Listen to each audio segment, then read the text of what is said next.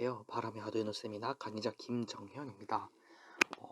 이제 영상을 좀 올라가는 날짜가 많이 딜레이가 됐죠. 제가 바람의 홈페이지에 그 영상 업로드 일정을 공지를 해드렸었는데 조금 줄여보려고 노력을 했는데 그 강의당 3주 해도 잘 안 되는 것 같아요. 그래서 이거는 다시 재조정을 해서 알려드려야 될 것 같고, 어쨌든 최대한 그 중간고사 기간 전까지 마무리 짓는 걸 목표로 그렇게 강의를 업로드를 할 수 있도록 하겠습니다. 그래서 오늘은 7차 시 SPI와 I2C 통신에 대해서 알아볼 거예요. 보시면 목차는 그냥 저희가 시리얼 통신 할 때 앞서서 2차 시, 3차 시에서 다뤘던 직렬 통신의 개요와 그 다음에 그 직렬 통신의 종류 중 하나인 I2C와 SPI 통신에 비교하고, 그 다음에 SPI 통신에 대해서 알아보고, 그 SPI 통신으로 다뤄볼 수 있는 TM1638 모듈, 그 다음에 I2C 통신에 대해 알아보고, 그 I2C 통신으로 통신할 수 있는 MPU6050 센서를 오늘 다루게 될 것 같습니다.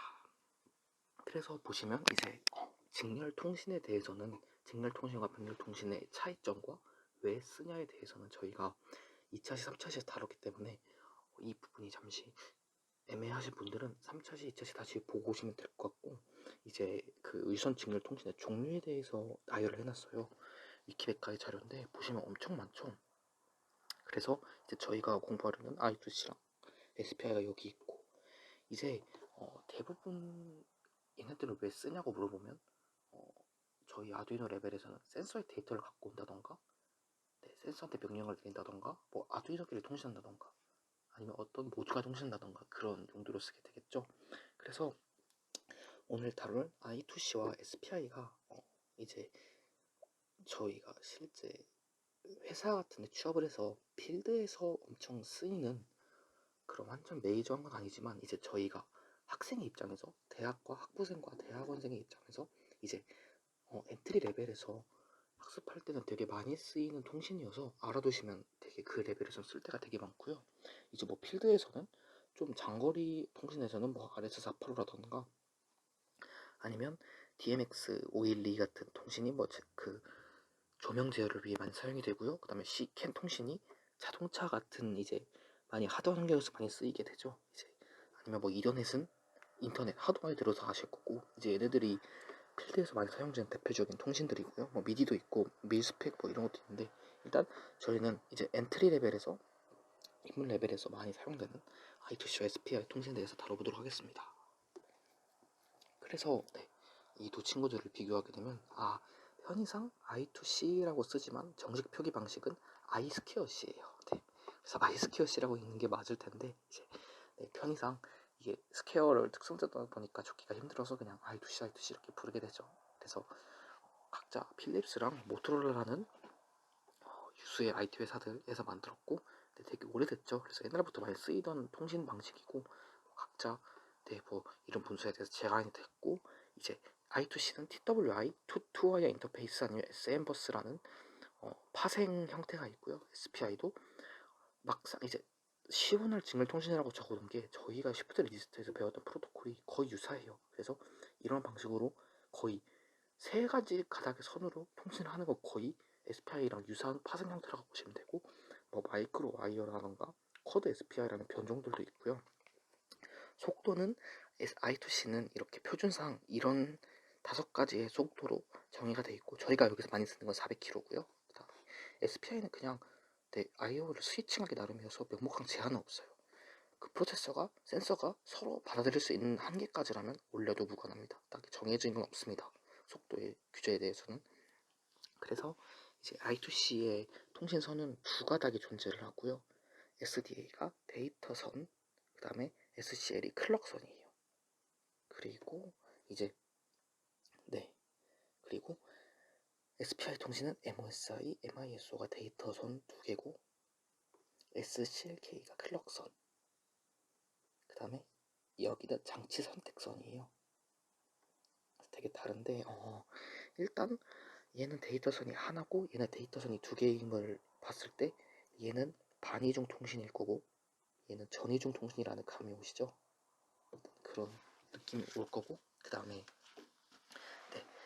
뭐 장치 선택 같은 이제 이런 게 그 여기는 두 가닥으로 간단한 거에 비해서 여기는 네 가닥으로 되게 복잡하죠. 이제 각자 이런 가닥 차이에서 장단이 생길 거예요. 그것도 이제 살펴보시도록 하겠습니다. 그래서 일단 개요는 이렇게 비교를 할 수가 있겠네요. 일단 첫 번째로 SPI 통신부터 한번 뜯어봅시다. 일단 말씀드렸듯이 장치 선택선이 하나 있고 SCLK라는 클럭선이 하나 있고, 그 다음에 그 데이터선이 두 가닥이 있어요. 그래서 M은 마스터의 줄임말이고요, S는 슬레이브의 줄임말이고요. 그래서 주장치, 보조장치 이런 식으로 해석이 되겠죠. 그래서 일단 장치 선택이라는 선은 왜 있느냐? 장치 선택선은 이 연결도를 보시면 일단 그 데이터 선 두 개 MOSI와 헷갈리네요. 저도 MISO 이런 통신선을 공통으로 가져가고 클럭선도 공통으로 가져가서 각각의 장치들, 세 개의 장치들에 대해서 공통으로 붙어 있죠. 그 연결을 공유하고 있는 걸 보실 수 있습니다. 그래서 이렇게 같은 클럭과 데이터선을 사용하고 이 장치 수만큼의 그 선택선을 이용을 해서 지금 이 클럭과 데이터에 대한 그 신호들이 어느 장치의 대상으로 하고 있는가를 알려주게 돼요. 그래서 지금 이 클럭과 데이터선은 수많은 장치에 공유를 할 수 있는 대신에 지금 내가 무슨 장치와 통신을 하고 있다는 장치 선택선을 통해서 슬레이브 장치를 알려줘야 돼요. 그래서 장치 수만큼 선택선이 존재를 하게 돼요. 장치 수만큼. 그래서 타이밍도에서 보시면 알겠지만 이 장치 선택선이 하이에서 로우로 떨어져 있는 경우에는 이 장치가 3개가 있으면 3가닥의 선이 있겠죠. 3가닥의 선 중에서 마스터가 어떤 한 가닥의 선을 로우로 떨어뜨릴 거예요. 그러면 떨어진 장치는 지금 클럭과 데이터선이 나한테 할당이 돼 있고 내가 통신할 때 쓰는 거구나 라고 이해를 할 수가 있겠고, 나머지 장치들은 무시를 하는 게 동작을 하게 되겠죠. 그래서 장치 선택선이 그렇게 존재하게 되고, 시그널 클럭선은 그냥 3차시에서 언급을 드렸던 시그널 클럭선이에요. 그래서 이 각각의 그 엣지 이런 변화에 대해서 그때 기준으로 데이터를 읽는 데 사용이 되고요. 이거에 대한 자세한 내용은 3차시에서 한번 확인을 해보고 오시고요. 그 기본이 하이고 기본이 로우인 거에 따라서 C4이라는 그게 숫자가 다르죠. 그 다음에 이 C4이 같아도 내려가는 엣지에서 선택을 할 거냐 올라가는 엣지에 대해서 선택을 할 거냐에 따라서 4가지 모드가 존재해요. 그래서 4가지 유형의 파형 중에 하나를 선택하게 되는데, 이거에 대한 기준은 그 슬레이브 장치가 지원을 하는 거를 데이터 시트를 보고 슬레이브 장치에 맞춰서 마스터 장치가 이걸 보내주면 되는 거예요. 이 두 가닥의 선은 일단 마스터에서 슬레이브로 가는 방향의 신호를 보내는 방향이기 때문에 데이터 시트를 보고 서로 장치가 호환이 되는 그 방식으로 맞춰주면 된다. 그래서 SPI 클럭 모드는 4가지가 존재한다고 알고 가시면 될 것 같고요. 그 다음에 이 데이터선은 MISO는 마스터 인풋 슬레이브 아웃풋, 그러니까 마스터에서 슬레이브로 가는 선일 거고요. 얘는 마스터 아웃풋 슬레이브 인풋이니까 마스터에서 슬레이브로 가는 선이겠죠. 그래서 이 방향의 통신은 이 선을 이용하고 이 방향의 통신은 이 선을 이용하는 방식으로 데이터 선이 두 개가 나눠져 있습니다. 그래서 이거는 슬레이브 클럭선에 따라서 이 데이터가 이제 인식을 하게 될 거고, 그래서 그런 식으로 통신을 하게 되고, 전체적으로 시프트 레지스터 방식과 그때 봤던 크게 차이가 나진 않아요. 비슷하다고 보시면 될 것 같아요. 그래서 이런 통신 방식을 가지고 있고요. 연결 레시는 아까 말씀드렸듯이 클럭선과 그 다음에 데이터선 2개는 모든 장치가 공유를 합니다. 모든 장치가 공유를 하고, 그 다음에 그 선택선만 장치마다 있어요. 그러면 장치가 n개 있으면 선은 3 플러스 n개가 생기겠네요. 그래서 3 플러스 n개의 선으로 통신을 할 수 있고, 만약 CS가 없으면 MISO, MOSI, CLK가 장치마다 있어야 되는 거잖아요. 그러면 3n개 가닥의 선이 필요하게 되는데 3n보다는 3 플러스 n이 훨씬 효율적이죠. 그래서 그런 방식으로 연결을 하신다고 보면 되고요. 저희 아두이노 뒤에서는 그 하드웨어 SPI 장치가 이 보드 중간에 보시면 이렇게 할당이 되어 있어요. 그래서 이 중간 헤더에서 MOSI, MISO, CLK를 이제 그 모두 공유하는 이 선을 연결을 해주시고, 이제 CS 선은 그냥 우리가 직접 제어를 하는 거기 때문에 아무 디지털 핀에 연결해서 CS를 하면 되는 거예요. 그래서 CS는 그냥 저희가 하고 싶은 데 꽂으면 되고, 그 클럭선과 데이터선은 여기 지정된 핀을 사용하면 된다라고 알려주시면 될 것 같고요. 이거는 SEM3X82 프로세서 하드웨어 SPI 장치의 명세인데, 이 하드웨어 SPI 장치를 쓰는, 일단 한번 스펙을 볼까요? 뭐 포칩 셀렉트 with external decoder support allow communication with up to 15 pulses, 이런 15개 장치까지 선택을 할 수 있다. 자체 4개 CS 선으로. 그니까 근데 이 내용은 중요하지 않으니까 CS 선은 이 하드웨어 이거를 사용하는 거 아니고 저희가 직접 이 CS 선을 선택할 거기 때문에 무시하시고요. 중요한 내용은 8에서 16비트의 프로그래머블 데이터 랭스를 선택할 수 있다. 그 다음에 여러가지 칩 셀렉트, 트랜스퍼 딜레이 이런 거 되게 그냥 다양한 파라미터들을 선택을 할 수 있다. 근데 사실 저희의 라이브러리를 사용하는 입장에서는 크게 중요한 내용은 아니죠. 그 다음에 DMA라는 통신 그 제어 방식을 쓸 수 있는데, DMA에 대해서도 저희가 아직은 궁금하면 DMA 한번 쳐보시기 바랍니다. 이제 메모리를 통해서 이제 그 제어를 하는 방식인데, 여기서는 너무 하드해져서 짚고 넘어가진 않을게요. 그래서 저희가 저희의 SEM3X82 칩에서 그 TM1638 칩을 제어를 할 거예요, SPI 통신으로. 그래서 TM1638 칩이 뭐 하는 거냐 하고 보니까 우리 저희가 보드를 시키신 분, 이 부품을 시키신 분은 알겠지만 이 친구를 7세그먼트라고 하거든요. 7세그먼트 디스플레이라고 하는데 왜 그렇게 말하냐? 하나, 둘, 셋, 넷, 다섯, 여섯, 7개의 LED가 이제 숫자를 표시할 수 있는 사용돼서 7개의 LED가 달려있는 세그먼트 디스플레이다 해서 7세그먼트 디스플레이라고 하는데, 이제 보통 여기 소수점까지 포함돼서 7 플러스 1 해서 8비트인 거죠. 그래서 그 8비트짜리 디스플레이를 10개까지 장착할 수 있다. 그러니까 10자리 숫자를 제어할 수 있는 디스플레이인 거죠. 10자리 10진수. 그 다음에 키패드 스캐닝, 버튼 스캐닝을 지원한다는데 저희가 시킨 부품에서는 버튼이 달려있지 않으니까 무시를 하고 넘어갑시다. 그 다음에 밝기 조절할 수 있고요. 시리얼 인터페이스 SPI 통신 지원하고요. 그 다음에 빌트온 파워 온 리셋, 그 저전압 시에 자동으로 리셋 상태에 빠져서 프로그램 손상이나 장치 손상을 방지하는 메커니즘에 들어가 있다고 하네요. 그래서 스펙을 보시면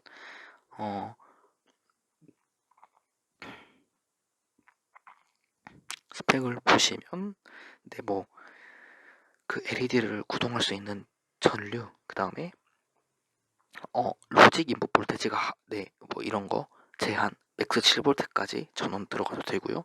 운영 전압 이런 식이고, 그 다음에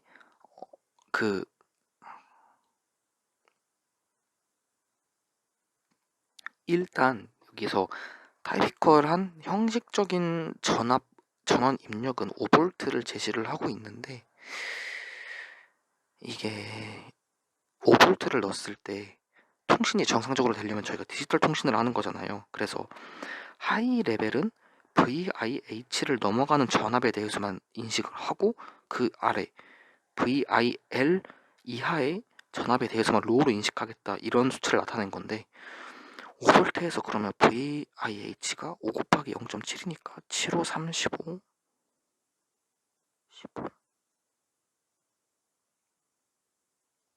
3.5V인 거잖아요. 그래서 5V 인가시 3.5V인데 저희 두 개의 출력이 3.3V여서 5V 전압을 인가를 하면 통신이 정상적으로 되지가 않아요. 3.5V를 못 넘어서 하위로 인식을 못하니까. 그래서 VDD를 5V보다 낮게 주던가, 아니면 이 VIH 입력을 변환 장치를 이용해서 더 높게 줘야 되는데, 이거에 대한 구체적인 대처 방안은 실습 시간에 얘기를 드릴게요. 이거는 VIA는 어차피 0V가 보통 나오기 때문에 상관은 크게 없고요. 그래서 저희가 직접 다루진 않겠지만 뭐 이런 엄청 뭐 많은 핀들을 가진 칩셋이고, 대충 보면 여기 데이터 인풋 앤 아웃풋, 클럭 인풋, 그 다음에 칩 셀렉션 인풋 해서 여기가 이 세 핀이 SPI 관련 선일 것 같고요. 그 다음에 키패드 스캐닝 저희는 상관없죠. 그 다음에 네, 세그먼트 아웃풋, 그 다음에 아웃풋 세그먼트 아웃풋 애들이 이제 LED를 제어하는 애들일 거고, 이 VDD랑 GND가 전원 공급하는 친구들이겠죠. 그래서 네, 이렇게 할당이 돼 있고, 이제 저희의 모듈을 까보시면 이런 식으로 회로도가 돼 있다 그거예요. 그래서 그 세그먼트 디스플레이가 10자리가 있고, 그 각각이 이제 그 세그먼트가 그리드 1부터 그리드 8까지는 공유를 하면서 그 세그먼트 그 X를 8개를 가지고 있어서 이걸 이제 동적 방식으로 스캐닝 방식으로 제어를 하게 되는데요. 이게 무슨 말이냐면 10자리가 있으면 뭐 4자리로 예를 들어보면 1, 2, 3, 4를 표시를 해야 되잖아요.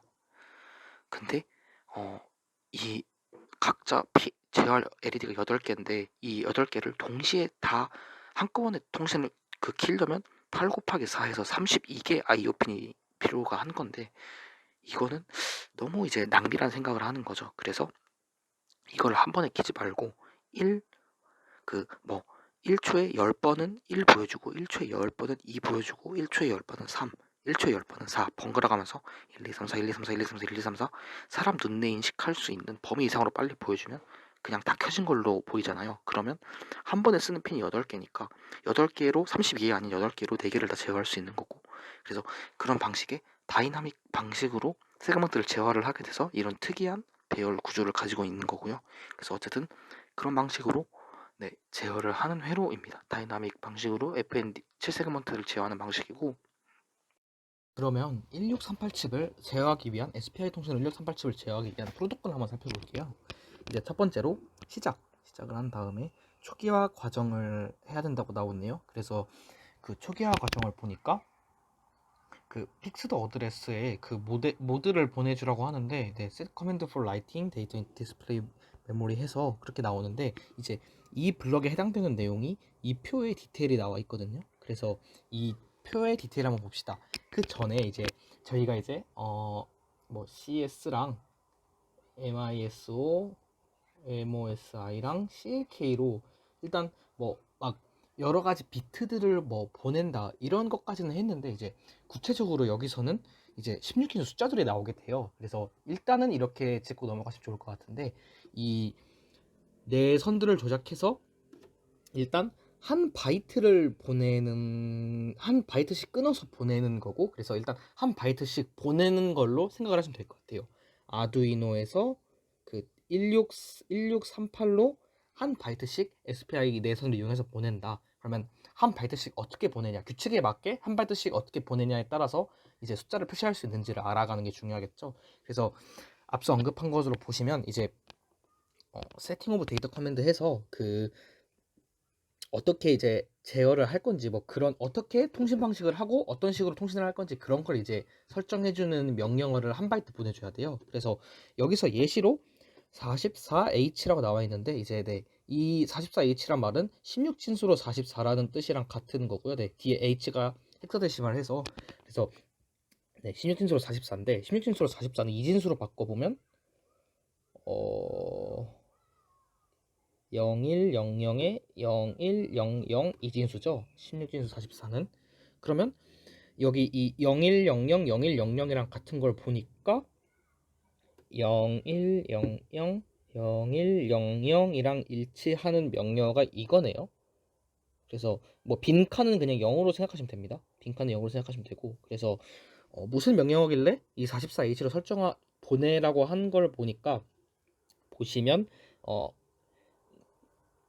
그 어드레스 그러니까 이제 저희가 여러 가지 그 7세그먼트 설정을 해야 되잖아요. 당장 10개의 7세그먼트를 설정해야 되고, 그러면 그 한 바이트씩 뭐 10개를 이제 설정을 해줘야 되는데, 이거를 막 규칙 없이 보낼 순 없고, 이 하나의 7세그먼트마다 주소를 하나씩 할당을 해놨어요, 이 집이. 그래서 저희는 뭐 첫 번째 7세그먼트를 조작하고 싶으면 뭐 0번에 보내고 그 다음 거는 1번 이런 식으로 규칙에 따라서 보내줘야 되는 거거든요. 그래서 그런 주소 규칙을 우리는 픽스드 어드레스 모드를 사용하겠다.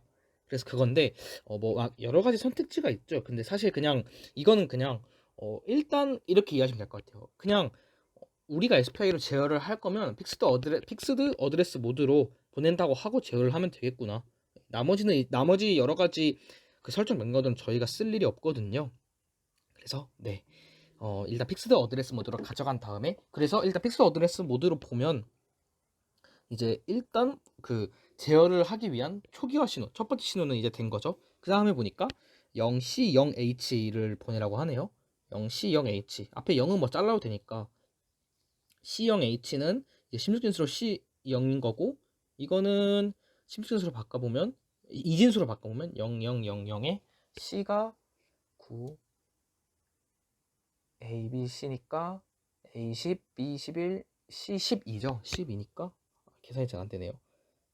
1, 1, 0, 0, 0, 0, 0, 0 이진수인 거죠. 그래서 보면 이제 이 여기 파트 있죠. 여기부터 여기 파트는 이제 그 여기는 초기화였고 여기는 7세그먼트 설정 그러니까 뭘 표시할 건지 설정인데 이거에 대한 디테일은 이 5.2 테이블에 나와 있어요. 그래서 보시면 그 일단 set 스타팅 어드레스로 0C 0H를 주라 했잖아요. 그래서 0CH 1100 0000이랑 일치하는 걸 찾아보니까 이 친구네요.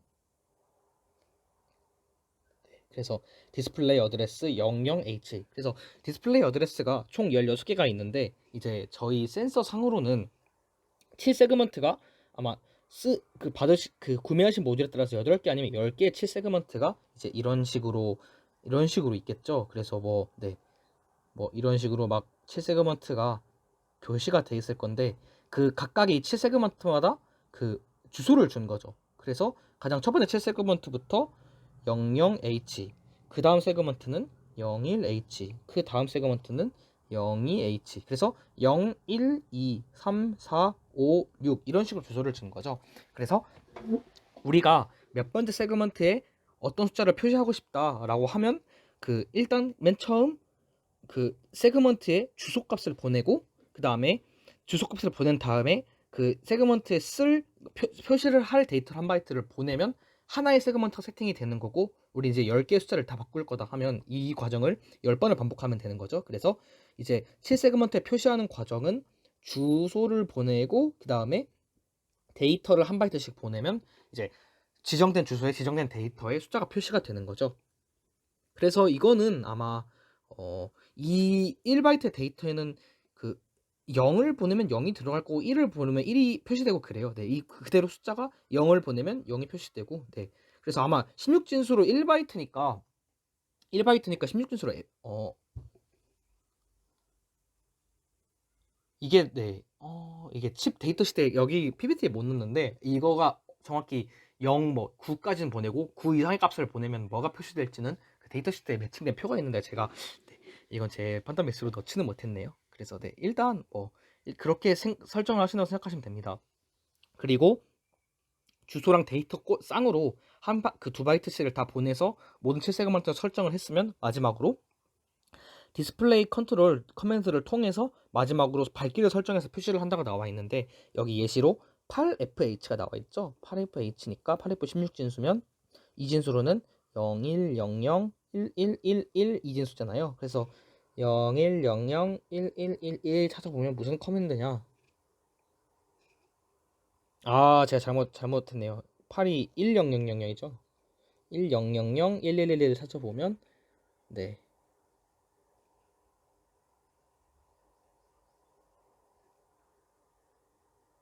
그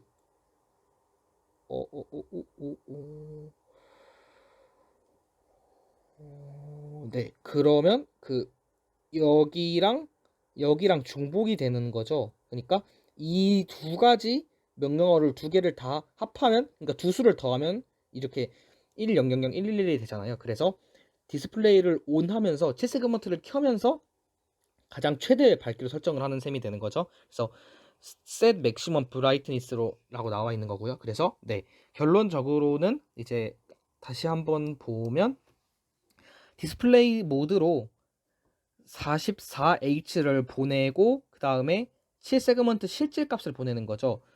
주소 플러스 데이터 2바이트씩 7세그먼트 개수마다. 그 다음에 마지막으로 8FH를 보내서 이 내가 넣은 값을 표시하라. 이렇게 말하면 이제 1638쯤 동작을 하는 거죠. 그래서 이런 식으로 구성이 돼 있어요. 그래서 그 방금 뭐 제가 픽시드 어드레스드라고 말한 그게 이제 그냥 이런 느낌인 거죠. 커맨드를 한 바이트 보내고 뭐 커맨드만 있는 명령만 있는 명령어인 경우에는 이제 명령만 있는 명령어가 저희가 가장 처음에 보냈던 어드레스 설정하는 거랑 밝기 설정하는 거 있었죠. 그게 이제 명령만 있는 그거 친구들인데요. 명령만 있는 애들은 명령만 이렇게 보내고 명령에 데이터가 있는 거 이제 예를 들어서 저희가 7세그먼트 설정했을 때는 7세그먼트의 주소와 7세그먼트에 표시할 데이터를 같이 보냈었죠. 그래서 그거는 커맨드를 보내고 데이터를 보내고 이렇게 2바이트로 구성이 되어 있잖아요. 그래서 각각의 마다 이렇게 순차적으로 보내주면 된다. 이런 식으로 하는 거를 픽스드 어드레스 모드라고 합니다. 그래서 근데 다른 모드도 있는데 조금 복잡해서 물론 성능이 중요할 때는 그걸 쓰는 게 낫지만 저희는 굳이 지금은 다루지 않겠습니다.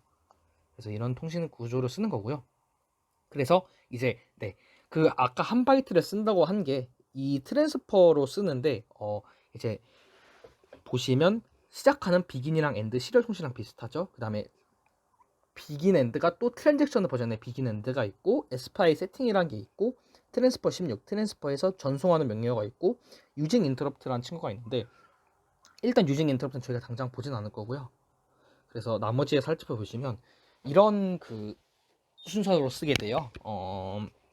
일단 가장 처음 비긴과 엔드는 한 번씩만 부르면 돼요. 이제 SPI 통신을 쓸 때 한 번만, 최초 한 번만. 진짜 SPI를 초기화한다. 버스 초기화라고 하거든요. 버스 초기화. 저희가 통신선이 4개를 썼었잖아요. 이 통신선 4개를 한 세트로 버스라고 해요. 4비트 버스. 그 4개 선을 SPI 통신에 사용하겠다. 다른 용도가 아니고 SPI 용도로 사용을 하겠다라는 의미로 비긴이랑 엔드 그렇게 쓰는 거고요. 이제 비긴 트랜잭션은 버스가 가만히 있다가 내가 이제 통신을 시작할 때가 있을 거 아니에요.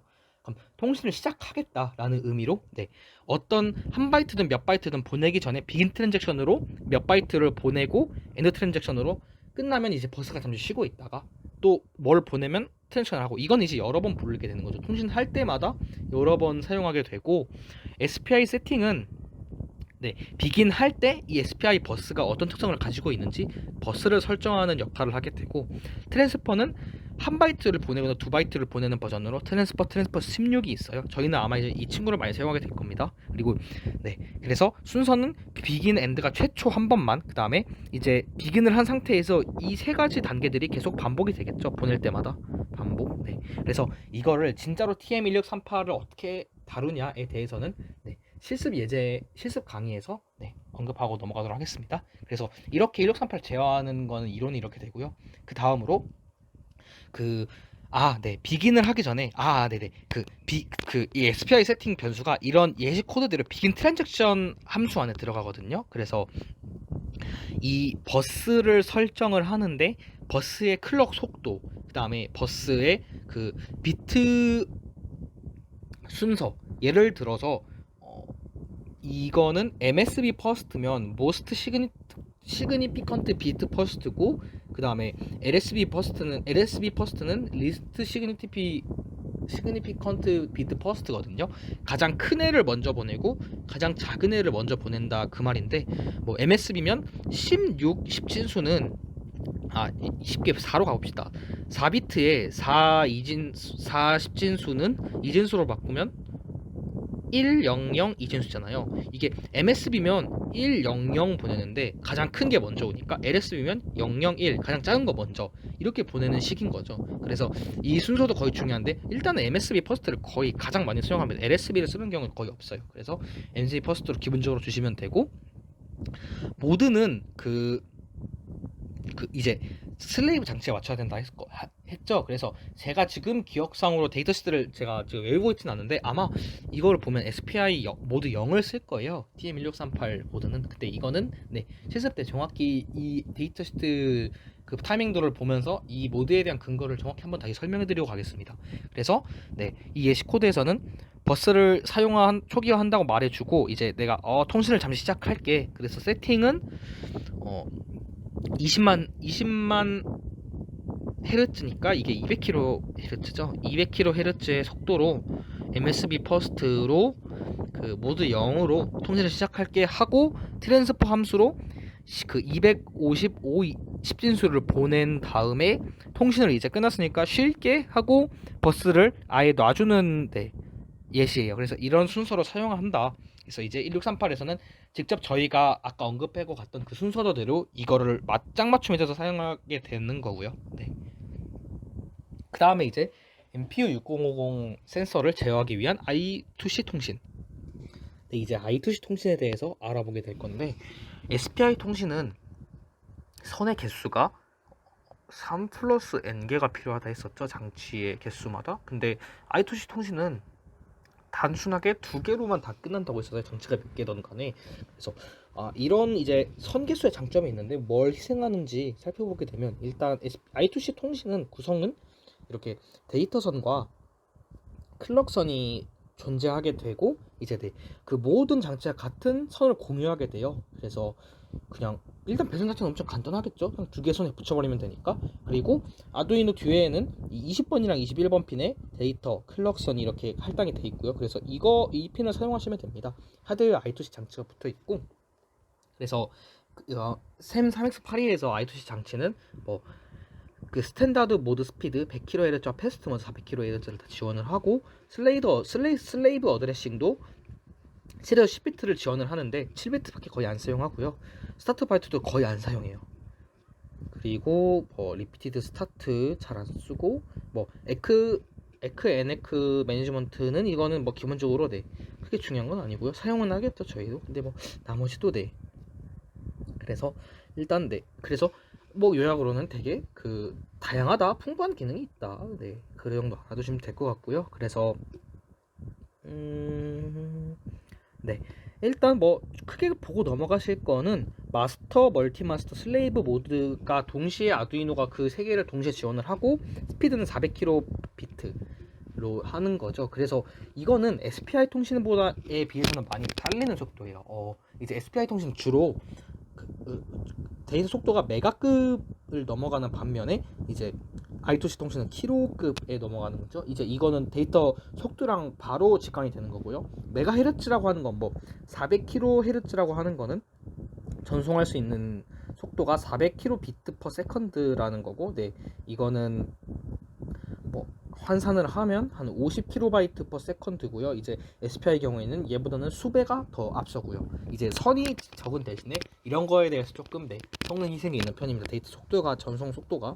그래서 그게 이제 트레이드 오프고, 통신은 일단 여러 가지 장치가 한 선에 물려 있잖아요. 한 버스에 물려 있는데 이제 마스터가 슬레이브를 하나 선택하는 메커니즘이 추가돼야 되겠죠. 지금 선에 물려 있는 놈들 중에 내가 부르는 애만 나한테 집중을 하고 나머지는 무시해. 이런 식으로 해야지 통신이 안 꼬이겠죠. 그래서 일단 가장 처음 일단 모든 거는 마스터가 먼저 시작을 합니다. 그래서 SDA가 데이터선이고 클럭선이 이제 SCL이라 했죠. 그래서 클럭선이 하이인 상태에서 데이터선을 로우로 내리면 이게 시작한다는 신호고요. 그 다음에 클럭선이 하이인 상태에서 데이터선이 하이로 올라가면 이건 이제 그 종료를 한다. 그러면 그 시작하기 전이랑 종료한 뒤에는 이제 버스가 낮아 있는 상태겠죠. 릴리즈된 상태고, 그래서 이렇게 시작을 한 다음에 이 SCL의 그 하이일 때마다 이 SDA의 상태를 읽어서 데이터를 전송을 하게 되는 거예요. 뭐 이거는 여타 직렬 통신의 것 같이 거의 비슷하게 동작을 하게 되고요. 그래서 일단 한 바이트를 보낼 때는 이런 식으로 동작을 하게 되고, 이제 총 패킷 구조를 보면 한 바이트를 이제 보내는데 하는 구조를 보면 일단 마스터가 시작 신호를 통신을 하겠죠. 데이터를 데이터 선을 로우로 내리는 걸 통해서 시작 비트를 송신을 하고, 이제 송신을 하면 슬레이브들은 이제 통신을 시작하나 보다 하고 모든 슬레이브를 집중을 할 거예요. 그럼 이제 마스터들은 야, 슬레이브 몇 명 중에 그 내가 보내는 주소를 가진 슬레이브만 응답을 하렴. 그래서 시작 신호 보내고, 마스터는 7바이트짜리 주소를 보내요. 7바이트짜리 슬레이브 주소를 보내요. 7비트요. 7비트짜리 주소를 보내면 7비트짜리 주소를 보내고, 내가 그 방금 7비트짜리 슬레이브를 언급을 했지. 그 다음에 내가 이 슬레이브한테 이 슬레이브의 레지스터를 쓸 거야, 아니면 그 슬레이브의 레지스터를 읽고 올 거야에 따라서 0 또는 1을 보냅니다. 그러면 주소 플러스 읽기 모드 지정까지 해서 총 1바이트를 보내겠죠. 7 플러스 1비트 해서. 그래서 1바이트를 보낸 다음에 이제 그러면 마스터는 기다려요. 8바이트를 보냈으니까. 그러면 마스터가 부른 주소를 가진 슬레이브가 이제 데이터선을 슬레이브가 내림으로써, 슬레이브가 로우로 설정을 함으로써 에크 수신을 했다라고 이제 알려줍니다. 그럼 마스터는 내가 부른 슬레이브가 존재를 하고 이제 수신을 받을 준비가 됐구나라고 하면 이제 다시 이제 마스터가 데이터 그 전송 제어권을 잡게 되고, 그 위에 여기서 방금 언급했던 거기처럼 1바이트 신호를 보내요. 네, 5번처럼 1바이트 신호를 보내면 또 슬레이브가 또 수신을 완료하면 이제 다시 슬레이브가 데이터 선을 내림으로써 에크를 보내게 되고요. 데이터 선을 내리게 돼서 에크를 보내게 되고, 이제 이런 게 뭐 1바이트만 송신할 거면 이게 끝난 거고, 더 송신할 게 있다면 5, 6번 과정을 반복하고 다 끝났으면 이제 데이터 선을 하이로 올리면서 종료 신호를 보내게 되는 거죠. 그럼 또 버스가 이제 쉬는 상태가 되는 거고. 그래서 이런 대략적으로 이런 방식으로 통신이 이루어지게 됩니다. 그래서 이제 저희는 이 I2C 통신으로 MPU 600이라는 칩셋을 이제 센서를 제어하게 하게 될 건데요. MPU 600은 뭐 하는 센서냐? 3차원의 3축의 자이로 센서와 3축의 가속도 센서를 가지고 있어요. 가속도가 아니라 가속도죠. 가속도 센서를 가지고 있어요. 그래서 3축이라고 하면 X, Y, Z, 여러분이 흔히 아시는 그 3축이겠죠. 그래서 자이로스코프는 각속도를 잽니다. 뭐 디그리 퍼 세컨드 또는 라디안 퍼 세컨드로 표시되는 각속도를 재는 게 자이로스코프고요. 얘는 이제 저희가 흔히 아는 미터 퍼 세컨드 제곱이라는 가속도를 측정하는 친구예요. 그래서 이런 플러스 마이너스 250, 500, 1000, 2000 라디안 퍼 세컨드, 2000도 퍼 세컨드까지 엄청 넓은 그 각도를 측정을 할 수 있고, 되게 여러 가지 뭐 로우 프리퀀시, 노이즈 퍼포먼스 같은, 그리고 뭐 전력 작다, 이런 여러 가지 특성들이 있다고 하네요. 그래서 가속도 센서도 1, 4, 8, 16까지 중력 가속도를 버틸 수 있는 그런 측정할 수 있는 성능을 가진다 하고, 뭐 얘도 되게 전력이 별로 안 먹는다 뭐 이런 식으로 돼 있네요. 그래서 그렇게 넓은 범위의 각속도 또는 가속도를 측정할 수 있는 센서고요. 그래서 보시면 지원하는 주파수는 I2C 오퍼레이팅일 때는 패스트 모드에서는 400kHz, 스탠다드 모드에서는 100kHz고, 저희는 얘를 사용하게 될 거고요. 이제 SPI 모드를 사용하게 되면 더 엄청 빨라지는 걸 확인할 수 있어요. 여기는 1MHz 또는 20MHz까지 속도가 나온다고 하네요. 그럼 또 엄청 빨리 데이터를 확인할 수 있는 거겠죠. 더 많이 받아볼 수 있는 거고, 슬레이브의 주소는 이 칩에 AD0 또는 AD1이라는 핀이 있어요. 각각의 핀에 어떤 신호가 입력되느냐에 따라서 7비트 주소가 이런 둘 중에 하나가 된다고 하는 거죠. 그럼 둘 중에 하나에 맞는 걸 저희가 MPU를 호출할 때 부르면 되겠죠. 그래서 이렇게 되고, 그 다음에 로직 레벨은 하이일 때는 뭐 0.7, 로우일 때는 0.3 이런 식으로 3보다 하면 로우겠다 뭐 이런 건데, 그렇고 이제 또 저희가 신경 쓸 건 아니지만 이제 웬만한 센서의 경우에는 뭐 이런 로우에서 하이에서 로우로 떨어질 때, 이제 데이터 비트가 올라갔다 내려갔다 할 때 클럭선에 대한 완전 여러 가지 타이밍에 대해서 다 정의를 해놓고 있어요. 이러면 이제 중요하기 때문에 이제 저희 레벨에서 크게 상관은 안 쓰겠지만, 이제 웬만한 센서들은 다 이런 거 버스 타이밍에 대해서 되게 엄격하게 규제를 해놓고 있다라고 이해하시면 될 것 같아요. 그래서 프로토콜은 저희가 아까 네. 아까 살펴봤던 거랑 거의 비슷해요. 그래서 쓸 때는 그 시작한 다음에 시작 신호 보낸 다음에 주소 플러스 쓰기, 그 다음에 에크 보내면 이제 그 쓸 레지스터의 주소를 한 바이트 보내고, 이제 한 바이트 보내고 다시 MPU가 에크를 보내면 이제 쓸 주소에 들어갈 데이터를 한 바이트 보내고요, 마스터가. 그러면 또 MPU가 수신했다고 에크를 보내면, 네, 그러면 이제 종료 신호를 보내서 통신을 한번 종료하는 거고요. 그 다음에 리드를 할 때는요, 시작을 신호를 보낸 다음에 MPU의 주소 플러스 쓰기를 먼저 보내요. 왜 읽기인데 쓰기를 보내냐고 의아하실 수 있는데, 이제 왜 먼저 한번 쓰냐면 그 내가 읽고자 하는 그 레지스터의 주소를 한번 써야 돼서 그렇게 한다고 이해하시면 돼요. 그래서 주소 쓰기를 한번 보내서 에크를 받고 읽을 레지스터의 주소를 한 바이트 보내서 에크를 받고, 그 다음에 다시 시작을 한번 더 보낸 다음에 그 MPU 605의 주소 플러스 읽기 신호를 보낸 다음에 에크를 받으면 이제 MPU가 데이터를 보내주는 거죠. 저희한테 한 바이트 보내주고 마스터에서 에크를 보낸 다음에 종료, 이런 식으로 그 통신이 진행이 되게 되는 거죠. 그래서 이거에 맞춰서 I2C API를 사용을 해서 보내주면 됩니다. 그래서 이제 저희가 주로 쓰는 거는 그 파워, 그러니까 초기에 전원 설정하는 애밖에 없고요. 나머지 읽기는 이제 각 속도와 가속도를 읽을 때 사용을 하게 돼요. 그래서 쓸 때 이 파워 레지스터라는 거는 이 친구고요. 파워 매니지먼트 1 레지스터를 해야 되는데, 왜 쓰냐?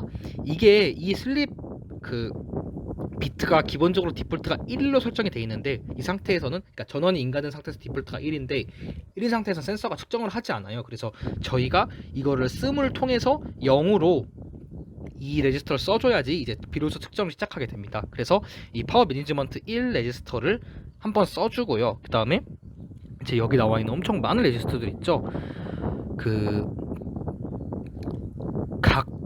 가속도 레지스터가 6개가 있고, 자이로 레지스터가 6개가 있고, 내장된 온도 센서 레지스터가 이제 그 두 바이트가 있는데, 하이로우가 각각 하나씩 있잖아요. 그래서 X, Y, Z 하나씩 있는데, 왜 하이로우냐 하면 한 바이트에 한 바이트를 한 번씩 읽을 수 있는데, 한 바이트는 이제 한 256까지밖에 표현을 못 하는데, 예를 들어서 가속도를 마이너스 2부터 2 중력 가속도까지 256단계로 자르면 너무 해상도가 낮잖아요. 그래서 그거는 너무 적으니까 2바이트의 값을 가지게 해서 255의 제곱 해상도를 가지게 함으로써 그래도 좀 보장을 하는 거죠. 그래서 한 세트의 데이터를 읽을 때 2바이트를 읽어줘야 하는 거고요. 그래서 자이로도 마찬가지로 하이로우에서 6개, 그 다음에 온도도 하나 있어서 2개가 있는데, 온도는 뭐 읽으실 필요가 있으면 읽으면 되고 안 읽으면 되고요. 그래서 그렇게 되고, 그 다음에 혹시 쓰는 거가 굳이 필요는 없는데, 디폴트는 이렇게, 디폴트로는 자이로는 플러스 마이너스 250도 퍼 세크, 중력가속 센서는 플러스 마이너스 2 중력가속도까지 이제 읽을 수 있게 되어 있는데, 혹시 이 범위를 좀 더 늘리고 싶다 하면 자이로 콤피그랑 엑셀 콤피그라는 레지스터를 저희가 이 싱글 바이트 라이트 하는 걸로 이제 더 바꿀 수 있어요, 범위를. 근데 일단 당장 여기까지 저희는 테스트가 목적이기 때문에 기본 범위를 놔둘게요. 그리고 여기 레지스터에서 읽은 그 H랑 로우, 하이랑 로우거든요. 이거는 이제 0x11, 0x23 뭐 이렇게 읽혔다 하면은 이거를 그냥 그대로 1123 붙여서 이렇게 해석하면 돼요. 16비트의 2의 보수로서 해석을 하면 돼요. 그래서 보수를 풀어준 다음에 그 소수점을 그 지정된 개수를 곱해주면 이제 저희가 얻고자 하는 각속도나 가속도가 나오게 돼요. 그래서 그렇게 사용을 하면 되는 거고, 그래서 SPI랑 같이 I2C도 비슷한 형태로 이제 지원을 하게 되는데, 그 엔드 함수가 빠졌네요. 뭐 비긴이랑 엔드가 있고요. 비긴이랑 엔드 있고 그다음에 슬레이브한테 데이터를 읽을 때 쓰는 리퀘스트 프롬, 그 다음에 트랜잭션에 대한 비긴 엔드가 똑같이 SP랑 똑같은 개념으로 있고요. 그 다음에 라이트 쓰는 그 버스에 쓰는 함수 있고, 읽을 때 읽는 함수랑 이 읽기 전에 혹시 들어온 그 슬레이브가 송신한 데이터가 있는지 확인하는 함수가 하나 있고요. 그 다음에 버스 설정을 하는 함수가 있는데 이거는 굳이 자주 쓰이지는 않습니다. 그래서 비긴을 해서 버스를 초기화를 한 다음에 내가 만약 송신을 할 거다. 비긴 트랜잭션 하고 라이트 한 다음에 엔드 트랜잭션 해주면 되는 거죠. 그러면 이 비긴 트랜잭션, 라이트, 엔드 트랜잭션이 그 비긴 트랜잭션이 잘 보시면 어드레스를 주잖아요. 이게 이제 이 어드레스 플러스 W랑 X 수신하는 것까지가 비긴 트랜잭션으로 생각하시면 되고, 그 다음에 라이트 하는 과정이 이 과정이 이제 라이트 함수가 담당을 하신다고 보면 되고, 네. 그 다음에 한 바이트를 또 라이트를 해야 되니까 라이트 함수를 한 번 더 써서 라이트를 하고, 그 다음에 이제 이 종료 신호를 보내는 게 이제 스톱 아니 엔드 트랜잭션 이 담당한다고 이제 이해를 하시면 될 것 같고요. 엔드 트랜잭션. 그 다음에 이거는 이 부분은 그 여기까지의 범위랑 이거랑 똑같잖아요. 그래서 이 부분은 그냥 위에 있는 거랑 똑같이 실행을 해주시면 되고요. 그 다음에 이제 여기서 리퀘스트 프롬 함수가 이 파트를 담당하신다고 보면 되고요. 그 다음에 여기서 슬레이브가 보낸 걸 읽고 마스터가 에크를 보내줘야 된다고 했잖아요. 그게 이제 어바일러블이랑 리드 함수가 담당을 하신다고 보면 될 것 같습니다. 그래서 그런 식으로 네, MPU600이랑 이런 함수들을 써서 그 통신을 하시게 돼요. 그래서 그 비긴에 들어가는 어드레스는 이제 네 저희가 거의 마스터로 참여를 하게 되니까 어드레스는 거의 주지 않고요. 네. 그다음에 이제 여기 들어가는 리퀘스트 프롬 어드레스랑 비긴 트랜잭션 어드레스의 MPU 6050의 아까 데이터 시트에서 봤던 그 어드레스들을 잘 주면 되는 거죠. 그래서 네 I2C 네 그 이 I2C 통신 API도 이제 예제 실습 강의 때 이게 실제로 어떻게 저 설명해둔 게 코드로 어떻게 표현이 되는지 한번 다뤄보도록 하겠습니다. 그래서 네 여기까지 I2C 통신이랑 SPI 통신 API랑 그 센서 세부사항 봤고요. 질문사항은 네 언제나 여러가지 연락수단으로 부담없이 연락 주시면 정말 네 정말 환영합니다. 언제나 주시고요.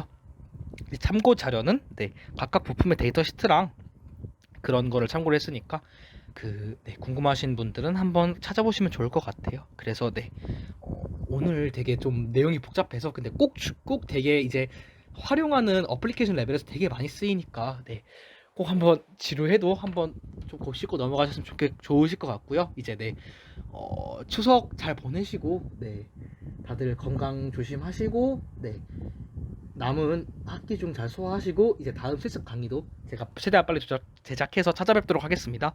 듣느라고 정말 수고 많으셨습니다. 네 추석 연휴 잘 보내세요.